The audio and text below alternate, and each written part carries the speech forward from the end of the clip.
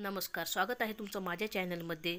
मी माझ्या व्हिडिओमध्ये आज तुम्हाला माझी 10 वर्षापूर्वीची जुनी साडी आहे, त्याचा ब्लाऊज हा खराब झाला होता, तर मी त्या साडीवर दुसरा ब्लाऊज कसा स्टिच केला तेही अगदी डिझायनर ब्लाऊज। चला तर हे जाणून घेण्यासाठी तुम्हाला माझा व्हिडिओ शेवटपर्यंत बघावा लागेल, अगदी स्किप न करता। या साडीचा आणि डिझायनर ब्लाऊजचा फोटो मी थंबनेलला लावलेला आहे, तरी तुम्ही बघून घ्या। या साडीला दोन्हीकडून मोठमोठे असे काठ होते, हे काठ अगदी भरजरी होते। जेव्हा आपण साडी नेसताना साडी खोसतो ना, त्यावेळेस ते काठ रुतायचे। तर मी काय केले, खोसायच्या ठिकाणचे काठ मी 1 मीटर हे काढून घेतले आणि त्या ठिकाणी मार्केटमधून एक ब्लाऊज पीस आणला।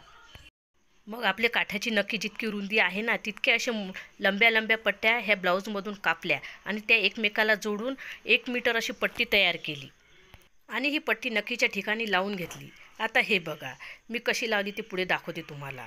आता ही साडी, आता या साडीला पट्टी लावली हे तुम्हाला ओळखूही येणार नाही। हे बघा, आता आपण जेव्हा साडी नेसतो ना, त्यावेळेस आपल्याला ही नरम लागेल, टोचणारे नाही आणि तिथलची जी नक्की आहे ना, ती आपल्याला ब्लाऊजमध्ये कामी येणार आहे। ब्लाऊज शिवण्यासाठी मी मार्केटमधून साडीच्या कलरचा मॅचिंग असा ब्लाऊज पीस आणला। हे ब्लाऊज पीस एकसारखा होता, याला काठे वगैरे काही नव्हते।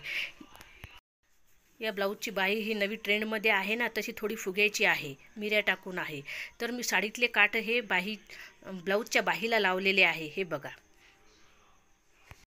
हेच नाही तर अजून उरलेले काठ हे मी मागच्या गळ्याला पण लावलेले आहे। हे बघा, तुम्हाला मागच्या गळ्याला जी खाली पट्टी दिसेल आहे ना, त्या पट्टीला मी थोडी नखी लावलेली आहे आणि जी बारीक नखी असते ना, जे ब्लाऊजच्या बाह्याची उरली होती, ब्लाऊजच्या बाह्याला अशा मोठमोठ्या नख्या होत्या, तर मी त्याची जी नखी उरली होती त्याच्या समोरची छोटीशी ती टेम्पल गळ्याला लावलेली आहे। गळा बघा असा टेम्पल शिवलेला आहे। ब्लाऊजचा मागचा गळा त्या नखीमुळे किती सुंदर दिसत आहे, असे वाटत आहे की त्या साडीमधलाच ब्लाऊज आहे। त्या साडीमध्ये अजून थोडी नखी उरली होती, तर मी काय केले, त्या साडीवरच्या नखीचा मी ट्रेंडिंग असा बेल्ट शिवला। हा बेल्ट खूप ट्रेंडिंगमध्ये चालू आहे। तुम्हाला अशा खूप साड्या दिसत असतील की त्या साडीवर बेल्ट असला की तो लुक खूपच भारी दिसतो आणि त्याला मस्त असे 2 छोटे लटकन केलेले आहे। तुम्हाला वाटणारच नाही की हे मी घरी तयार केलेले आहे। तर बघा, या साडीच्या नखीपासून मी किती सुंदर असा ब्लाऊज तयार केलेला आहे आणि एक बेल्टही तयार केलेला आहे। आता ही साडी नेसल्यावर पहिल्यापेक्षाही भारी दिसत आहे आणि याचा लुक ब्रायडलसारखा येत आहे।